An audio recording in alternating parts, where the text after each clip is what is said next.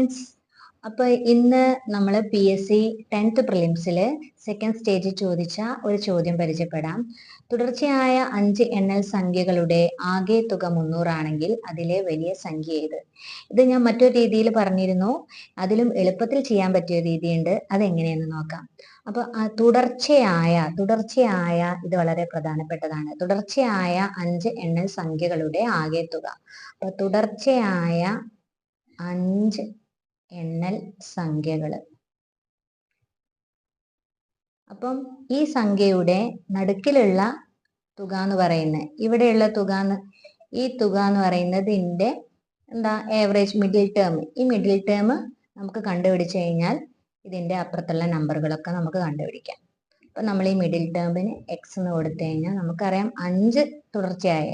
അപ്പോൾ 5x is equal to 300 ആണെങ്കിൽ x is equal to 300/5 is equal to 60 എന്ന് കിട്ടും.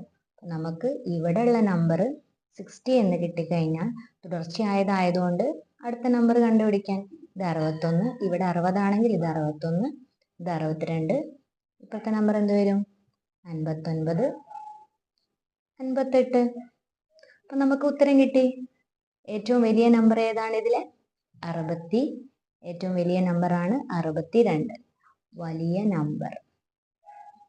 വലിയ സംഖ്യ is equal to 62. ഉത്തരം കിട്ടിക്കഴിഞ്ഞു. Thank you.